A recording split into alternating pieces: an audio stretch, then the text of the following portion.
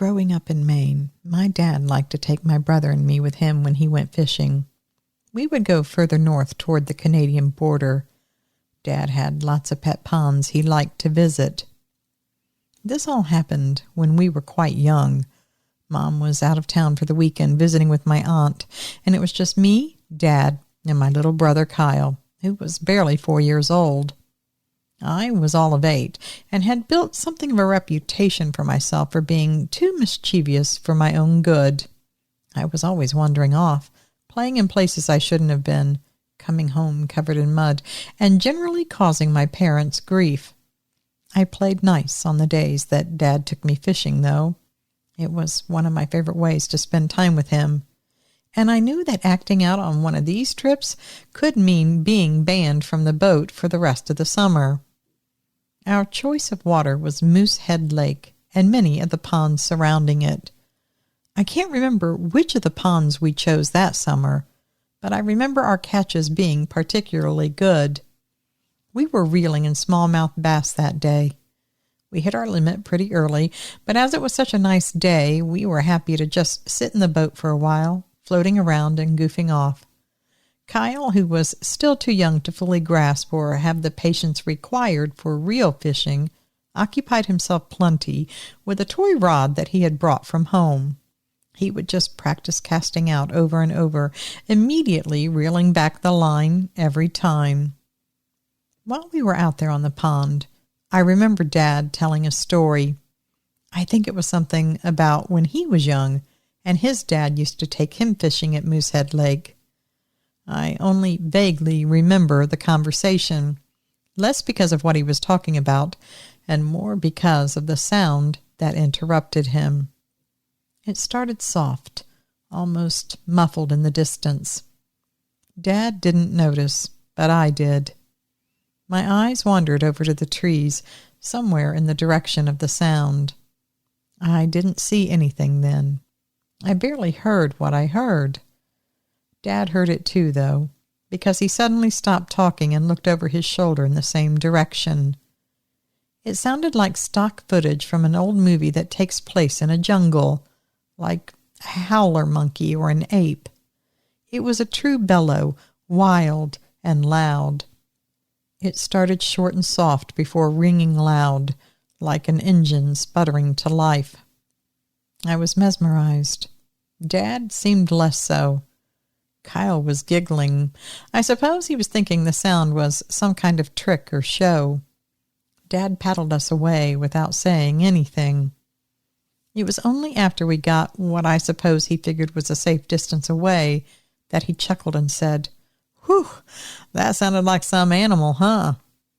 I asked him what kind of animal it was, and he said that it could have been any number of things, but he wasn't an expert on such things, so he couldn't say for sure. I know now that he was just talking for the sake of talking. He had no idea what made such a noise. After all, how could he? We kept floating and circling the pond, though always remaining in the opposite direction of where we heard the noise. I became restless, of course, so we eventually came ashore and had lunch.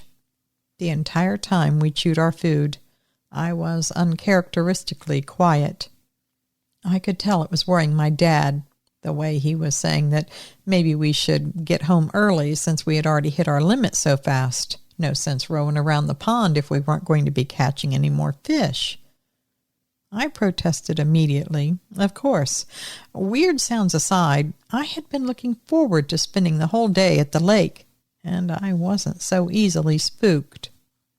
I think kids like me are why I don't have any of my own even now that I'm married. Recalling all of this is making me realize how much I must have stressed out poor Mom and Dad. But Dad eventually relented and said he'd row us around a little longer if I promised to behave. At some point, while we were sitting in the boat, Kyle complained to my dad that he needed to go potty. I don't know what kind of weird plan my 8-year-old mind was trying to concoct, but I was adamant that Dad drop me off at a nearby sandbar while he took Kyle to go potty. I could tell Dad knew I was up to something, which is funny because I couldn't even tell what I was up to. I just couldn't stop thinking of that animal call, and I'd spent every second I could since we'd heard it just squinting out at the other side of the pond. The sandbar wasn't too far from shore, though, and even I knew better than to just go swimming out in the pond, fully clothed with no flotation device or real destination. So Dad relented and dropped me off, keeping a wary eye on me the whole time he rowed Kyle back to land. I turned my back on the two of them, looking out toward the opposite tree line where I first heard the sound. It didn't take long before my eyes wandered to something out in the water, something at first that was barely a speck in my vision. I had to really strain to see what was happening in the glare of the afternoon sun. Whatever it was floating. My first thought, without being able to see a whole lot of detail or make out the exact edges of this thing, was that maybe it was an overturned rowboat or canoe drifting listlessly around the pond. But then it moved. It moved, and it floated closer in my direction. Not a whole lot, mind you. Hard to say the distance this far into the future, but it was still a great deal away from me, like I could have squished the image of this thing between my thumb and forefinger if I squinted through one eye and held my hand up to my face. But the more it moved, the clearer it became. I saw more details. For one, it was quite dark, mostly black, but sometimes brown when the sun shone down on it the right way. I think that was my first clue that whatever I was looking at was covered in hair or fur. When it moved, I saw that it had great big limbs. Where its hands would have been, there was a slight absence of hair. I could see where its palms would be, and they looked fleshy in color. That was the most I could make out at first. I kept glancing over my shoulder and then back at this thing. I was keeping tabs on my dad, who was almost certainly keeping tabs on me, and wondering if he would get back in time to see what I was seeing. The creature never got much closer than that, though. The way it was moving, it definitely resembled swimming, although not in the way that humans swim, not with a purpose or direction, but just ambling down the water on its back and letting the small amount of motion carry it to and fro. Its arms moved, but not to get anywhere. It wasn't doing a backstroke or even pushing water out of its way. It just listed aimlessly. Honestly, if I had to assign any actual purpose to what it was doing, I'd probably say it was just relaxing. How nice does it sound to just float on your back on the surface of a calm pond in the middle of a Maine summer in the 90s? Boy, I'd kill for that right about now. Anyway, needless to say, Kid Me was in equal parts confused and excited. I still didn't quite know what this thing was. I don't think I was too young to hear things about Bigfoot, but what I had heard equivocated to passing jokes on television and old playground stories. That is to say, such a thing didn't come to mind right away. I was more convinced that I was looking at a gorilla that might have escaped from a nearby zoo and was now making its home here in the forest near Moosehead Lake. And then it got up. That's when my 8-year-old mind darn near exploded. It turned over slowly in the water and righted itself to stand upright on its feet, still partially submerged in the pond. I wish I knew for sure how deep that water went, but even if I knew the depth in one place, there was no way I would have been able to tell how deep the pond got at any given location throughout. I'm sure it varied depending on where you were. Even then, though, it was hard to miss how big this creature was. I could still get some semblance of scale from its surroundings. To my 8-year-old brain, I knew for a fact that it was taller than Dad, and while Dad is of fairly average height, I could tell that it was taller than him by a great deal. It was hard not to let all the excitement building up in my little body turn immediately into fear. But I wasn't scared just yet. I was still too bullheaded to think that I was in any kind of danger. After all, it didn't get up to look at me. As it got up on its 2 feet, straightening out and standing quite like a human would, its back was facing me.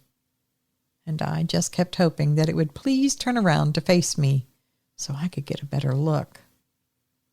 I blame all the movies they fed us when we were kids about other children befriending wild animals with little to no consequences.